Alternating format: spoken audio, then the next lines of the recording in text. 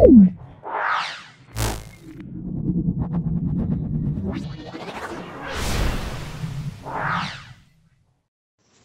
আমরা 18তম স্কুল, সেটা হলো রায়গঞ্জ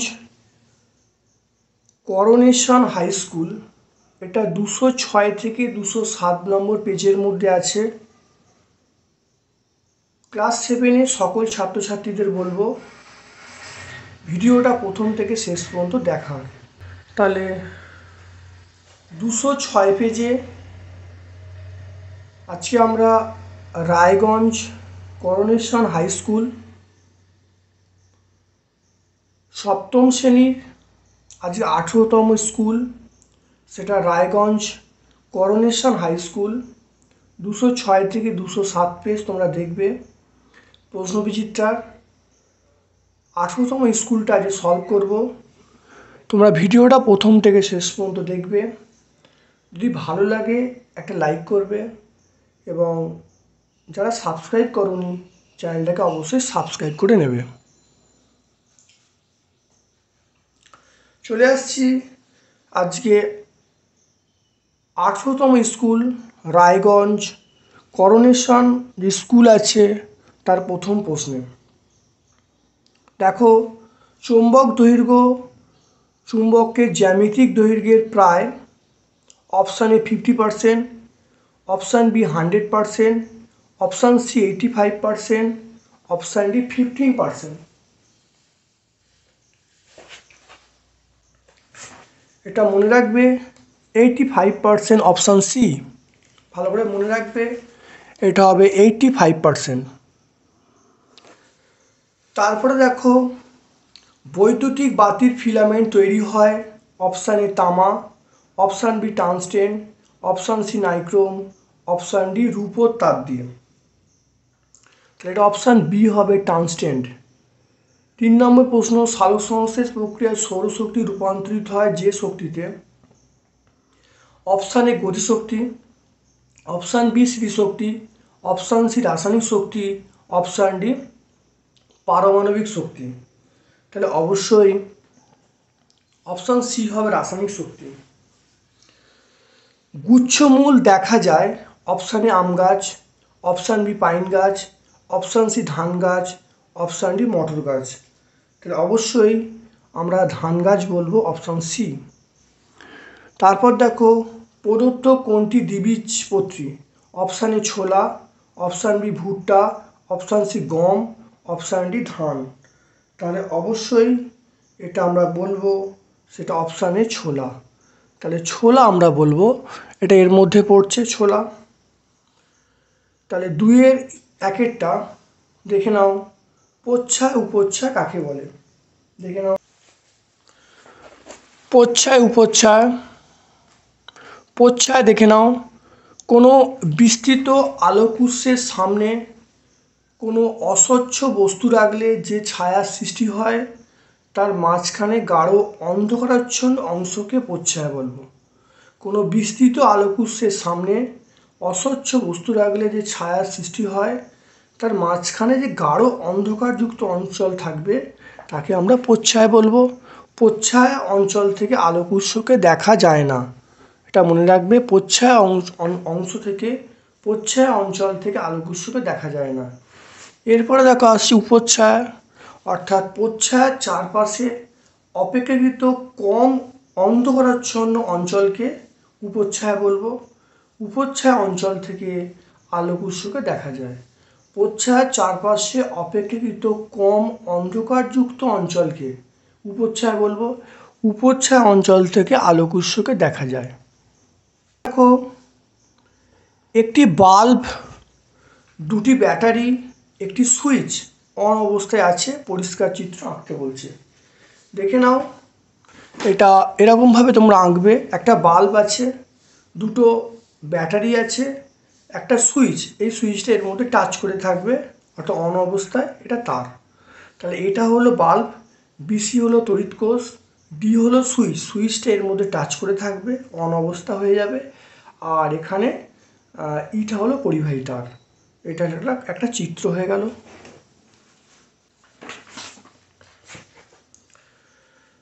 তিনেরটা দেখো এখানে কি বলা আছে, তিনেরটা বলা আছে শ্বাসমূল কাকে বলে, কোন উদ্ভিদে দেখা যায়।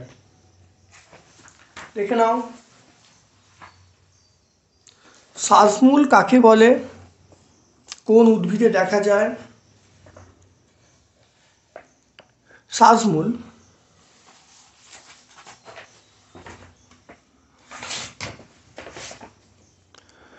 লবণাক্ত মাটিতে জন্মানা উদ্ভিদের শাখামূলগুলি মাটি ভেদ করে অভিকর্ষের বিপরীতে ওপরে উঠে আসে। কারণ মাটিতে মানে নুনের পরিমাণ বেশি থাকার জন্য অক্সিজেন কম থাকে, ফলে মূলে উপস্থিত ছিদ্রের মাধ্যমে O2 গ্রহণ করে শ্বাস নেয়। এই মূলগুলিকে আমরা কি বলবো, শ্বাসমূল বলবো। অর্থাৎ লবণাক্ত উদ্ভিদে যে সকল গাছ জন্মায় সেখানে মাটিতে অক্সিজেন কম থাকে, সেজন্যে শাখামূলগুলো ওপরে মাটি ভেদ করে ওপরে উঠে আসে, ওপরে উঠে এসে বাতাস থেকে সরাসরি O2 গ্রহণ করে নেয়। এই মূলগুলিকে আমরা শ্বাসমূল বলবো। কার দেখা যায় আমরা বলবো, যেমন সুন্দরী, গরান, গেওয়া এই প্রভৃতি লবণাক্ত উদ্ভিদে আমরা শ্বাসমূল দেখতে পাই।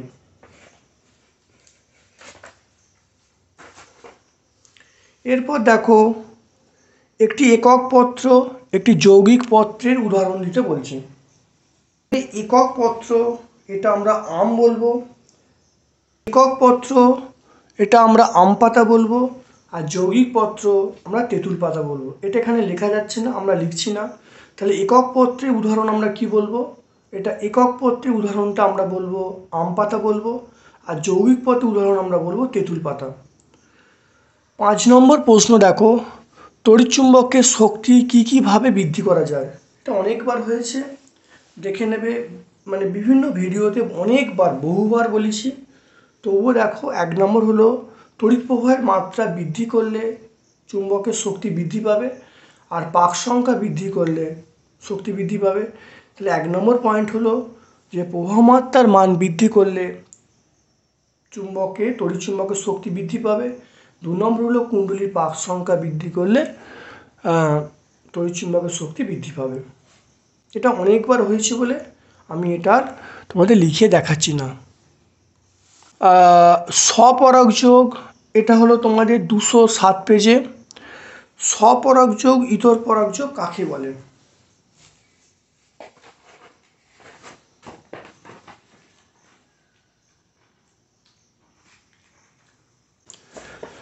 স্বপরাগ যোগ কোনো ফুলের পরাগরেণু যখন ওই ফুলের গর্ভমুণ্ডে অথবা একই গাছের অন্য ফুলের গর্ভমুণ্ডে পড়ে তখন ওই ঘটনাকে স্বপরাগযোগ বলে। উদাহরণ দোপাটি ফুলের পরাগযোগ। ইতর পরাগযোগ দেখে নাও, কোনো ফুলের পরাগধানী থেকে পরাগরেণু একই উদ্ভিদের একই প্রজাতির অন্য উদ্ভিদের ফুলে গর্ভমুণ্ডে স্থানান্তরিত হয়, এই ঘটনাকে ইতর পরাগযোগ বলে। উদাহরণ তাল। তাহলে স্বপরাগযোগ ইতর পরাগযোগের সংজ্ঞা হয়ে গেল, উদাহরণ হয়ে গেল। এরপরে দেখো চলে আসছি, সেটা হলো একটি স্বপরাগী এবং একটি ইতর পরাগী ফুলের নাম। একটি স্বপরাগী ফুলের নাম হলো চীনাবাদাম ফুল, আর ইতর পরাগী আমরা কুমড়ো ফুল বলবো। তাহলে চীনাবাদাম ফুল, বাদাম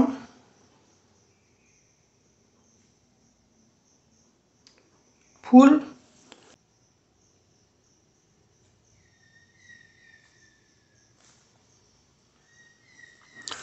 তাহলে দেখে নাও যে স্বপরাগী ফুল হলো চীনাবাদাম ফুল, আর ইতর পরাগী ফুল হলো কুমড়ো ফুল।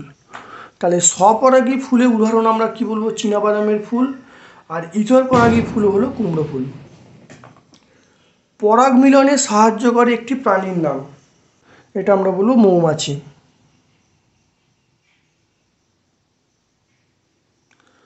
পরাগ মিলনে সাহায্য করে একটা প্রাণীর নাম আমরা বলবো মৌমাছি।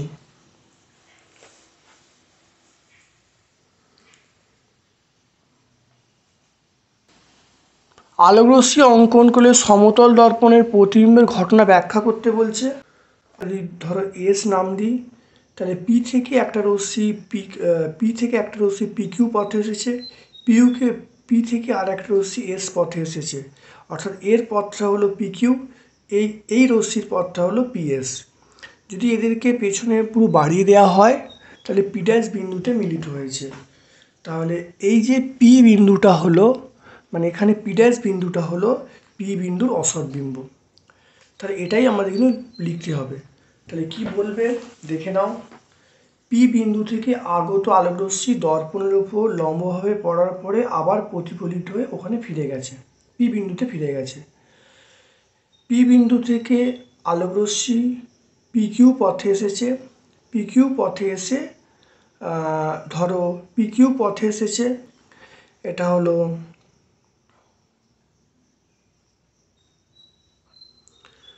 তাহলে পি বিন্দু থেকে আগত আলোকরশ্মি পি কিউ পথে এসে কিউ এ পথে চলে গেছে।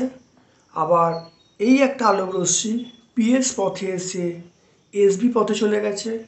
এই রশ্মিগুলোকে যদি পেছনে বাড়িয়ে দেওয়া হয় তাহলে পি ড্যাশ বিন্দুতে ছেদ করেছে। তাহলে পি ড্যাশ বিন্দুটা হলো অসৎবিম্ব। তাহলে এই পি ড্যাশ অসৎবিম্বটা পি বিন্দুর কী হবে, অসৎবিম্ব হবে। তাহলে পি ড্যাশ বিন্দুটা হলো পি বিন্দুর অসৎবিম্ব, এটা হবে, মনে রাখবে। তাহলে যেটা বললাম সেটাই কিন্তু তোমরা লিখে দেবে। তাহলে ছোট করে আরেকবার বলি, দেখে নাও।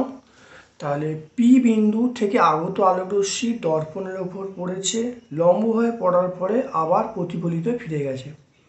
পি বিন্দু থেকে আরেকটা রশ্মি সে পি কিউ পথে এসেছে, পি কিউ পথে এসে কিউ এ পথে প্রতিফলিত হয়েছে।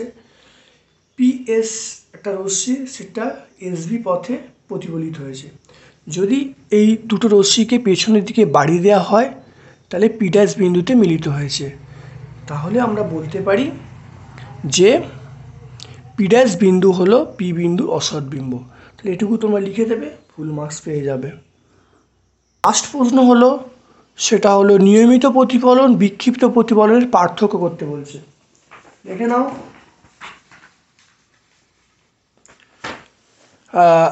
নিয়মিত প্রতিফলন, বিক্ষিপ্ত প্রতিফলন। নিয়মিত প্রতিফলনের তল মসৃণ হবে, বিক্ষিপ্ত প্রতিফলনের তল অমসৃণ হবে। নিয়মিত প্রতিফলন এটা উৎসের প্রতিবিম্ব গঠিত হয়, বিক্ষিপ্ত প্রতিফলন উৎসের প্রতিবিম্ব গঠিত হয় না। নিয়মিত প্রতিফলনের চিত্রটা দেখে না, এরকমভাবে চিত্র আঁকতে হবে, আর বিক্ষিপ্ত প্রতিফলনে এরকম চিত্র আঁকতে হবে। তাহলে নিয়মিত প্রতিফলন বিক্ষিপ্ত প্রতিফলনের পার্থক্য দেখে নাও। নিয়মিত প্রতিফলনের জন্য তলটা মসৃণ হতে হবে, বিক্ষিপ্ত প্রতিফলনের জন্য তলটা অমসৃণ হতে হবে। নিয়মিত প্রতিফলনে উৎসের প্রতিবিম্ব গঠিত হয়, বিক্ষিপ্ত উৎসের প্রতিবিম্ব গঠিত হয় না। নিয়মিত প্রতিফলনের চিত্রটা দেখে নাও এইরকম হবে, আর বিক্ষিপ্ত চিত্র দেখো অমসৃণ তলে এইরকমভাবে ঘটবে। তাহলে আজকে আমরা এই স্কুলটা সম্পূর্ণ সলভ করলাম। ভিডিওটা প্রথম থেকে শেষ পর্যন্ত দেখবে। যদি ভালো লাগে একটা লাইক করবে, চ্যানেলটাকে সাবস্ক্রাইব করবে। আমার পক্ষ থেকে তোমাদের সকলকে ধন্যবাদ জানিয়ে আজকের মতো আমরা ভিডিও শেষ করলাম।